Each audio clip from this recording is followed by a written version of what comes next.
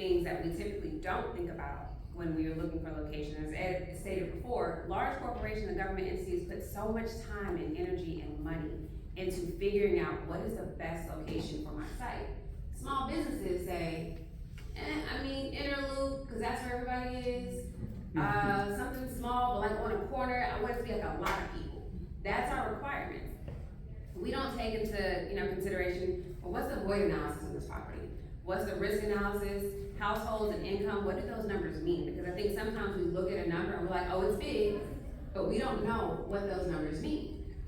Age and gender, we know that there's women here, we know that there's people who are 50 or 60, but what does that mean for your business? So really taking the time out to ask your real estate agent, hey, what are the demographics? And when you get those numbers, don't just glance over them. Ask them to dive into them with you. Hey, what do you think about this? What do you think? And so I'm gonna get into an example here. Specifically, someone said traffic count. When we talk about traffic count, some people will say, well, Westheimer is a major thoroughfare here in Houston, and they have 400,000 cars that travel on it every single week. Yeah, they do. Well, they have 400,000 cars. What does that mean? Well, it depends on what side of the street you're on sometimes, right? It means high rent. It means high rent, there we go.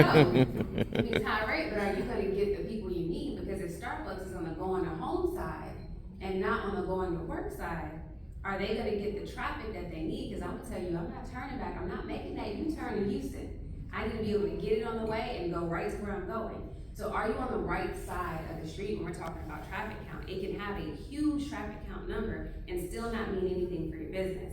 When we talk about age and gender, what kind of business do you have? I know we talk about different businesses, not just restaurants, but if you have a salon suite, you wanna make sure that you're targeting the people who are visiting the salon suites. What's your age demographic? And in residential, it's taboo to talk about some of these demographics, but in commercial, we encourage it. You have to look at these things. You can't be shy about it. Households and income. Yes, there's 400 million houses in this area, but if they're only bringing in $15,000 per household, you cannot drop a roof Chris right here. They're not gonna go there. They don't have the disposable income. So what do those numbers actually mean for you and your business? Risk analysis. This is gonna give you an idea of what's the crime rate. I wanna put a child care center here. What's the crime rate that you're dropping this daycare center in? I have a franchise, I want it to be educational, that's great. What's the environmental issues or risks that could come up? There are so many things that go into the risk analysis that may change your mind or sway you from putting your franchise in a location or not. And then the void analysis. This is one that I think is, we talk about it too, or we don't talk about it enough. The void analysis is really gonna tell you where are the unmet needs.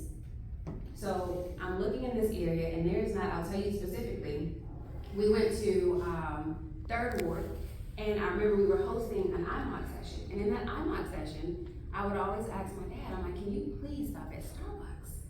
And he was like, yeah, I'll stop when we get closer. When we got closer, there was no Starbucks. It's like we go to McDonald's, not the same. Not the same. And then I realized that there was not a Starbucks for 5 miles.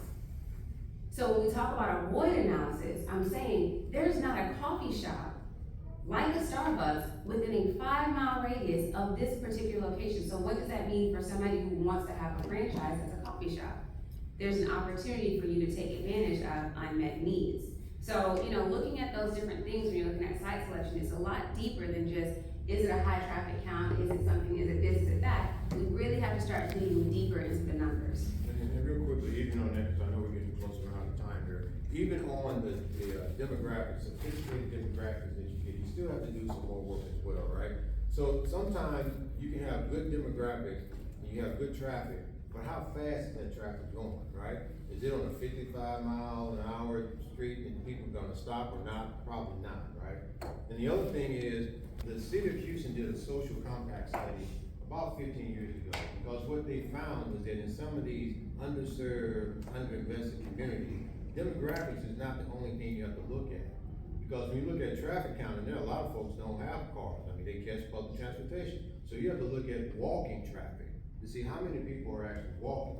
When you look at bank accounts, trying to figure out, how much money people have, they may not have bank accounts, but they still have mattress money. So there's some other things that you may have to do when you're looking in these areas to make sure that you're not missing an opportunity or that you are making a decision that may not